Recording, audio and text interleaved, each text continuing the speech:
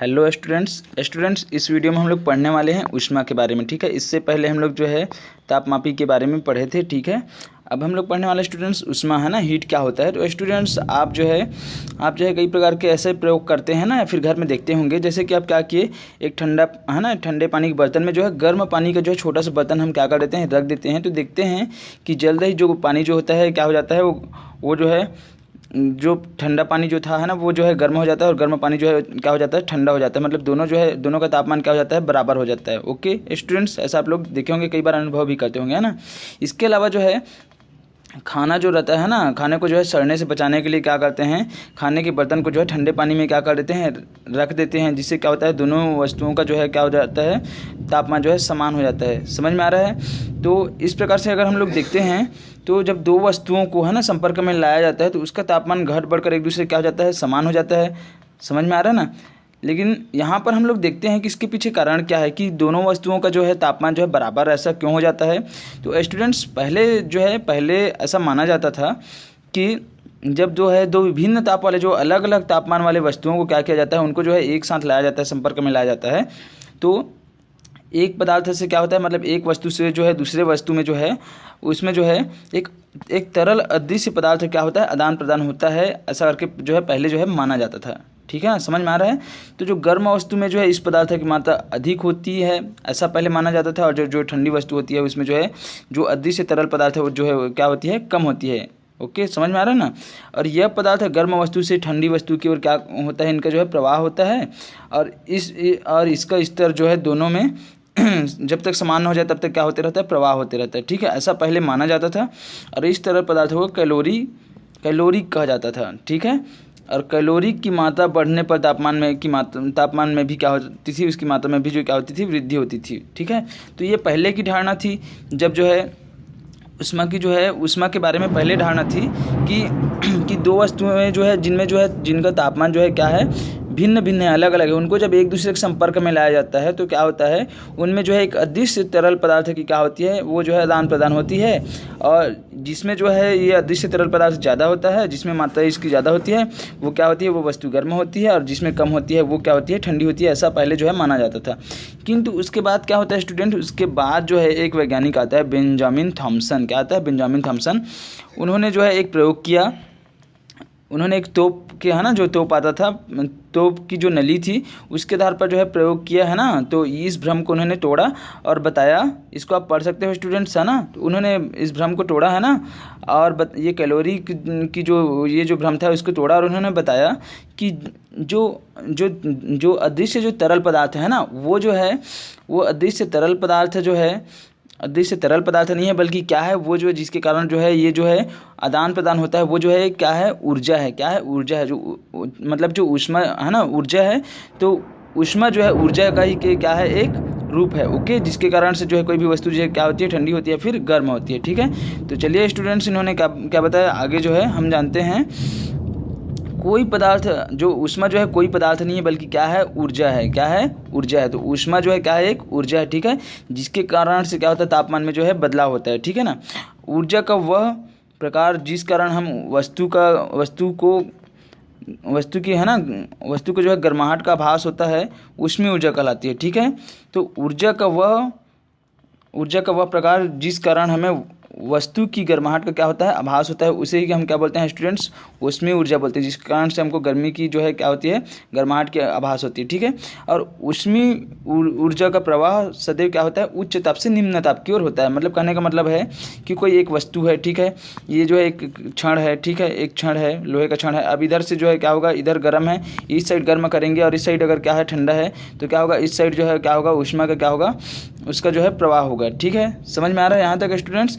उसके बाद हम लोग देखते हैं, ऊष्मा बढ़ाने पर वस्तु का तापमान बढ़ जाता है। ठीक है, ऊष्मा जैसे ही हम बढ़ाते हैं तो वस्तु का तापमान क्या होने लगता है, बढ़ने लगता है। और यदि हम ऊष्मा घटा देते हैं तो वस्तु का तापमान क्या हो जाता है, वो भी जो है ऑटोमेटिक घट जाता है। ठीक है, अर्थात किसी वस्तु को ऊष्मा देने पर वस्तु का तापमान क्या हो जाता है, बढ़ जाता है। और वस्तु से ऊष्मा लेने पर क्या होता है, उसका तापमान जो है कम होने लगता है। तो समझ में आया स्टूडेंट्स। कुल मिलाकर के हम लोग यहाँ पर ये समझते हैं कि ऊष्मा क्या है, ऊष्मा जो है ऊर्जा का क्या है, एक रूप है। ठीक है ना, ऊर्जा का एक रूप है जो हमेशा ऊष्मा जो है उच्च ताप से निम्न ताप की ओर क्या होती है, प्रवाहित होती है। ओके, समझ में आया स्टूडेंट्स यहाँ तक। उसके बाद हम लोग आगे देखते हैं स्टूडेंट्स, ऊष्मा क्या समझ में आया ना। उसके बाद हम लोग देखते हैं स्टूडेंट्स यहाँ पर जो है ऊष्मीय ऊर्जा के मात्रक। तो ऊष्मीय ऊर्जा के मात्रक कौन कौन से होते हैं, है ना। ऊष्मीय ऊर्जा को मापने की इकाई कौन कौन सी होती है, उसके मात्रक कौन कौन से हैं, ठीक है ना। तो देखते हैं स्टूडेंट्स, पहला है CGS पद्धति में, है ना।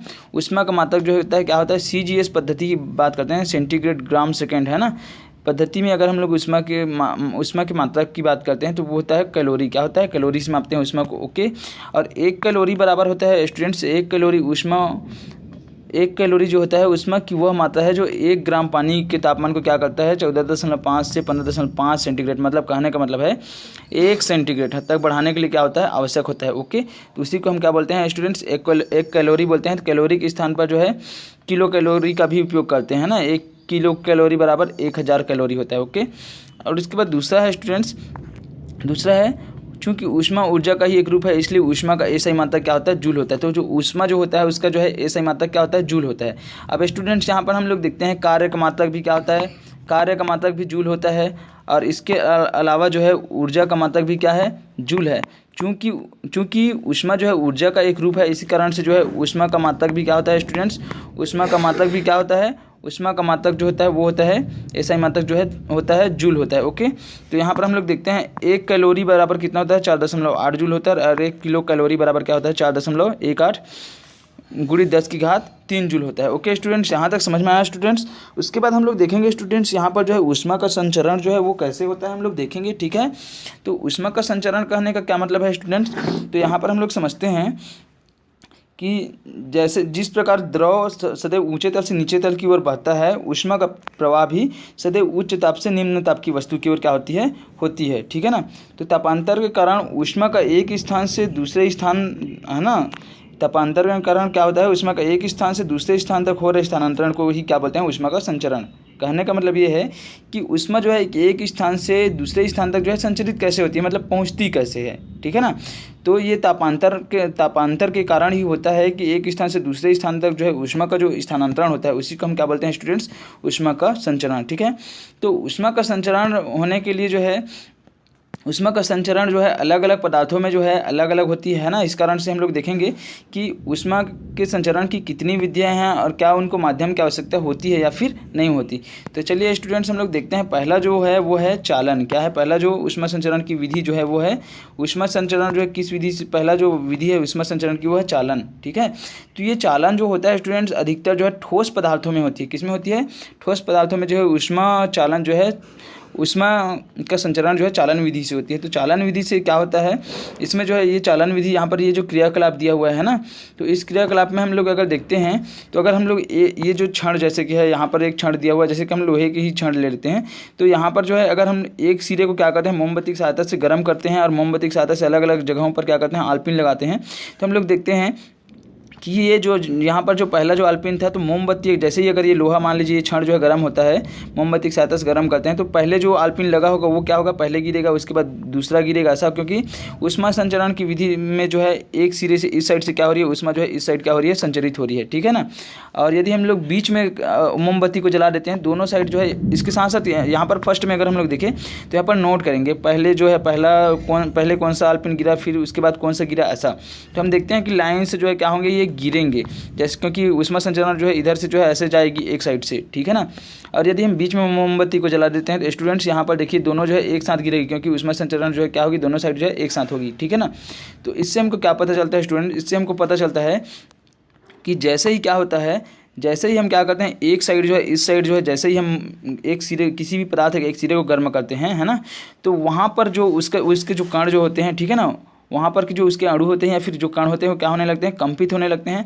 और कंपित होने के बाद वो क्या करते हैं, ये जो है कंपित होने के बाद जो है यहाँ पर से क्या करते हैं, ये जो है एक दूसरे से जो है टकरा कर क्या करने लगते हैं, कंपित होकर के जो है ऊर्जा को जो है स्थानांतरित करने लगते हैं। और जैसे ये एक जो कण है यहाँ से ये कंपित हुआ और यहाँ पर दूसरे कण को क्या किया, वो टक्कर दिया, और यहाँ से जो है जो अब ये रहेंगे अपने ही जगह में ही, है ना, लेकिन क्या होता है ये जो है ऊष्मा को जो है एक स्थान से दूसरे स्थान क्या करने लगते हैं, एक कण से जो है दूसरे कण में क्या होने लगता है, ऊष्मा का जो है स्थानांतरित होने लगता है।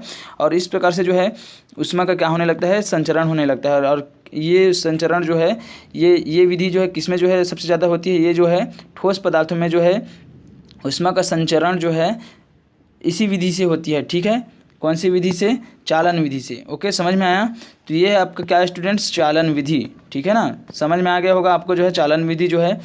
चालन विधि कहने का मतलब है कि जैसे ही हम क्या करते हैं किसी भी क्षण को है ना, या किसी भी अगर हम धातु की बात करते हैं, किसी पदार्थ की बात करते हैं, तो अगर हम उसके एक सिरे को क्या करें? गर्म करें, तो उसके जो कण जो होने लगते हैं वो रहते हैं, वो क्या होने लगते हैं? कंपन होने लगते हैं। उसके अणु जो है कंपन होने लगते हैं, और अणु कंपन होने के कारण से क्या करते हैं? वो जो है दूसरे अणुओं को भी जो है क्या करने लगते हैं? ऊष्मा का जो है स्थानांतरण करने लगते हैं, है ना, कंपन करने के कारण।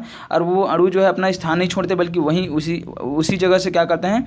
वो जो है ऊष्मा का स्थानांतरण करते हैं, और एक अणु से जो है दूसरे अणु में क्या होने लगता है? ऊष्मा का जो है स्थानांतरण जो है होने लगता है। और इस प्रकार से ठोस पदार्थों में जो है संचरण जो है इसी प्रकार से जो है संभव होता है। ओके, अब यहाँ पर हम लोग देखते हैं स्टूडेंट्स, चालन द्वारा ऊष्मा के प्रवाह को ऊष्मी चालकता कहते हैं। ठीक है ना, तो चालन द्वारा जो ऊष्मा का जो प्रवाह होता है उसी को हम क्या बोलते हैं स्टूडेंट्स? ऊष्मी चालकता बोलते हैं। और ये जो होता है पदार्थ की प्रकृति पर निर्भर करता है कि वो जो पदार्थ जो है ना, वो कैसा है। तो ऊष्मी चालकता के आधार पर जो है स्टूडेंट्स 3 प्रकार के होते हैं। ठीक है ना, पदार्थ जो है 3 प्रकार के होते हैं। एक होते हैं ऊष्मारोधी पदार्थ, जिसमें जो है चालकता क्या होती है? शून्य होती है, मतलब इसमें जो ऊष्मा का संचरण बिल्कुल भी नहीं होने देती, जैसे कि एबोनाइट है, एस्बेस्टस है ना, ये उसके उदाहरण है। उसके बाद कुचालक होता है स्टूडेंट्स, तो ऊष्मा का संचरण जो है सरलता से नहीं होने देते हैं ना, मतलब इसमें जो है कुछ होता है लेकिन सरलता से नहीं होने देते, जैसे कि लकड़ी है और कांच है। तो इसमें जो है हम लोग कुछ समय तक अगर हम किसी चीज़ के आसपास लग जाए, या फिर आप जलते हुए लकड़ी को देखे होंगे, अगर उसको आप छू करके देखते हैं तो क्या होता है? वो गर्म रहता है ना। तो इससे हमको क्या पता चलता है? उसमें भी ऊष्मा का संचरण होता है लेकिन सरलता से नहीं होता है। ठीक है, उसके बाद तीसरा है स्टूडेंट्स चालक। चालक में क्या होता है? ऊष्मा का संचरण जो है बहुत ही सरलता से होता है ना, जैसे धातु है, जल में है, इसमें जो है ऊष्मा का संचरण जो है क्या होता है? बहुत ही आसानी से होता है। ओके स्टूडेंट्स, यहाँ तक समझ में आया? उसके बाद दूसरा हम लोग देखते हैं स्टूडेंट्स, यहाँ पर दूसरी जो विधि है ऊष्मा संचरण की, वो है दूसरी विधि है संवहन। तो संवहन ये जो है स्टूडेंट्स, ये द्रव पदार्थों के लिए क्या होता है? द्रव पदार्थों में इसी विधि से क्या होता है? ऊष्मा का संचरण होता है। अब कैसे होता है स्टूडेंट्स? इसके लिए जो है हम देख सकते हैं, जैसे पानी ले लिए। अब पानी में हम क्या कर दिए स्टूडेंट्स, इसमें थोड़ा सा हम अगर देखना ही चाहते हैं कि उसमें संवहन विधि से कैसे जो है संचरण होती है, तो उसके लिए हम क्या कर देते हैं? उसमें थोड़ा सा स्याही डाल देते हैं। उसके बाद जो है थोड़ा सा स्याही डालने के बाद उसको जैसे ही हम स्प्रिट लैंप की सहायता से गर्म करते हैं, तो स्टूडेंट्स हम लोग देखते हैं कि यहाँ पर ये जो जैसे बर्तन में हम गर्म कर रहे हैं, तो यहाँ पर इसका जो पेंदी का जो द्रव है वो क्या होने लगता है? एकदम से गर्म होने लगता है।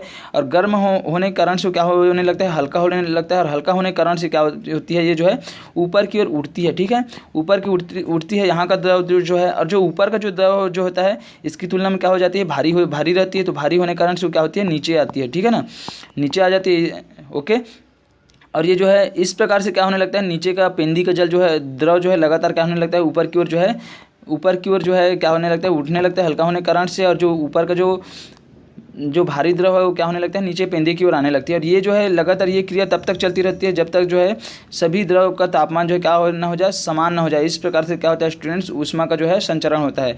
तो स्टूडेंट्स संवहन जो है समझ में आया होगा कि जो जितने भी जो द्रव पदार्थ हैं, ठीक है, उनमें जो है ऊष्मा का संचरण जो है संवहन विधि के द्वारा ही क्या होता है स्टूडेंट्स। ओके, समझ में आया स्टूडेंट्स यहाँ तक? तो ये जो संवहन विधि जो है किन किन चीज़ों के लिए है? जैसे गैस है, गैस में भी इसी विधि से क्या होता है? ऊष्मा का संचरण होता है। और द्रव में भी क्या होता है? इसी विधि से जो है ऊष्मा का क्या होता है? संचरण होता है। ओके स्टूडेंट्स, समझ में आया? संचरण कहने का मतलब है ऊष्मा का एक स्थान से दूसरे स्थान पर पहुंचना। ठीक है ना, समझ में आ रहा है? उसके बाद हम लोग देखते हैं स्टूडेंट्स नदी की, है ना, नदी की बात करते हैं। तो यहाँ पर देख लीजिए आप, इसमें भी वैसे ही संवहन विधि से ही क्या होता है? इसमें भी जो है जैसे हम लोग बात करते हैं, जैसे कि ये रेत है ना, और ये जो है चित्र में आपको दिखाई दे रहा होगा, यहाँ पर जैसे कि ये है, यहाँ पर ये रेत मान लीजिए क्या है? ये नदी है, और ये क्या है? यहाँ पर रेत ही रेत है। ठीक है ना, तो दिन के समय में क्या होगा? रेत जो है बहुत ज़्यादा गर्म होगी, लेकिन यहाँ पर जो पानी जो है नदी का पानी क्या होगा? ठंडा होगा, है ना। तो यहाँ से जो हवा आती है, जैसे ही गर्म होने के कारण से ये ऊपर की ओर उठती है, तो यहाँ से ठंडी हवा जो है किस साइड जाती है? इस साइड जाती है। अब उसके बाद स्टूडेंट्स ये गर्म हवा जो है फिर से क्या होती है? जैसे ही जो है ये ऐसे होती है ना। तो दिन के समय में क्या होता है? ये जो रेत जो है वो गर्म होती है, क्योंकि यहाँ से हवा जो है क्या होने लगती है? गर्म होकर के उठने लगती है, और ये बहुत ज़्यादा गर्म हो जाती है। और ये जो नदी का पानी जो है, ठंडा पानी जो है, इस ओर क्या होती है? आती है। और जब रात का समय होता है तो क्या होता है स्टूडेंट्स? यहाँ से जो है ये जो होता है क्या होता है? ये रेत जो है एकदम ठंडी हो जाती है। क्यों ठंडी हो जाती है? क्योंकि यहाँ से जो नदी का जो गर्म जो पानी रहता है वो क्या होने लगता है, भाप बन करके उड़ने लगता है, और जो ठंडी हवाएं जो है इधर से उड़ता है, तो इस कारण से इस साइड जो ठंडी हवाएं जो है वो क्या होने लगती है, रेत से होकर के नदी की ओर ऐसे जो है प्रवाहित होती है। इस कारण से ठंड के दिनों में जो रेत जो होती है क्या हो जाती है, ठंड के दिनों में नहीं मतलब रात में जो है क्या हो जाती है, रेत जो है बहुत ज़्यादा जो है ठंडी हो जाती है, और नदी का पानी जो है क्या हो जाता है, गर्म हो जाता है। तो ये प्रक्रिया जो है लगातार चलती रहती है जब तक दोनों का तापमान क्या ना हो जाए, बराबर ना हो जाए। ठीक है स्टूडेंट्स, ये चलता ही रहता है। तो इस प्रकार से जो है हवा का क्या चलता है, चक्र चलता है। उसके बाद हम लोग तीसरा देखते हैं स्टूडेंट्स, विकिरण। क्या देखेंगे, विकिरण। अभी तक हम लोग देखे हैं स्टूडेंट्स, हम लोग अभी तक जो है संवहन विधि देख लिए, चालन विधि देख लिए। तीसरा जो ऊष्मा संचरण की जो तीसरी जो विधि है वो है स्टूडेंट्स विकिरण। क्या है, विकिरण। तो ऊष्मा संचरण के लिए सदैव ही कोई माध्यम की आवश्यकता होती है ना स्टूडेंट्स। हम लोग देख रहे थे कि ऊष्मा संचरण के लिए माध्यम की आवश्यकता होती है, लेकिन विकिरण विधि में जो है ऊष्मा संचरण के लिए बिल्कुल भी माध्यम की आवश्यकता नहीं होती। ठीक है ना। जैसे सूर्य से आने वाली जो ऊष्मा के बारे में हम लोग अगर विचार करते हैं तो हम लोग देखते हैं स्टूडेंट्स, सूर्य जैसे कि ये सूर्य है, तो सूर्य जब आती है, सूर्य से जब प्रकाश आती है ना, या वहाँ से ऊष्मा आती है पृथ्वी पर, तो बीच में तो ब्रह्मांड है ना। तो ब्रह्मांड में हम लोग देखते हैं कोई भी जो है माध्यम नहीं है।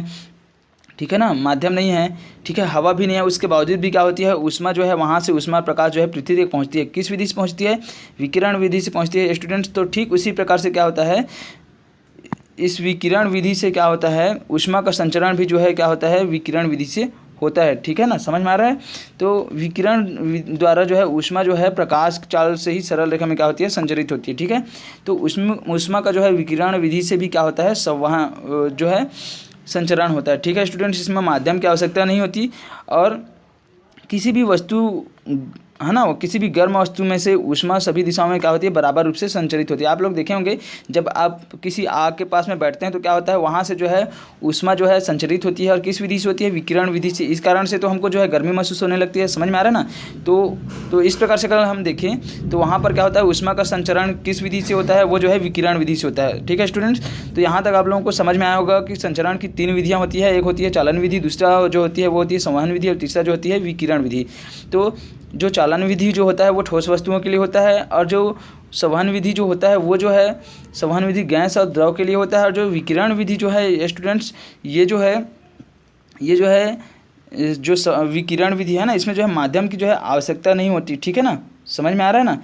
तो इस प्रकार से भी क्या होती है, विकिरण विधि के द्वारा भी जो है ऊष्मा की जो है क्या होती है, ऊष्मा का जो है संचरण होता है। ठीक है स्टूडेंट्स, तो यहाँ पर हम लोग देखते हैं यदि विकिरण द्वारा ऊष्मा किसी तल पर पड़ती है तो तल द्वारा अवशोषित कर ली जाती है। ठीक है ना, जैसे ही विकिरण क्या होता है, विकिरण द्वारा ऊष्मा किसी तल पर पड़ती है तो उसको क्या कर लिया जाता है, अवशोषित कर लिया जाता है, और वह अच्छा अवशोषक कहलाता है। और ऊष्मा के अच्छे अवशोषक जो होते हैं, ऊष्मा के अच्छे उत्सर्जक भी होते हैं। ठीक है ना, तो जब भी क्या होता है, विकिरण विधि द्वारा ऊष्मा किसी तल पर पड़ती है तो वहाँ पर क्या कर लिया जाता है, ऊष्मा को अवशोषित कर लिया जाता है। और होता क्या है, वह जो है ऊष्मा का अगर अच्छा अवशोषक है, ठीक है ना, अच्छा अवशोषक कहलाता है। और यदि ऊष्मा के जो है अच्छे अवशोषक हैं तो उस ऊष्मा के जो है अच्छे क्या होंगे, उत्सर्जक भी होंगे। ओके स्टूडेंट्स, तो यहाँ पर आपको जो है ये जो तीनों जो है ऊष्मा संचरण की विधियाँ जो है समझ में आया होगा स्टूडेंट्स, है ना। तो आज के लिए बस इतना ही स्टूडेंट्स, नेक्स्ट क्लास में जो है और आगे हम लोग जो है पढ़ेंगे। ठीक है स्टूडेंट्स।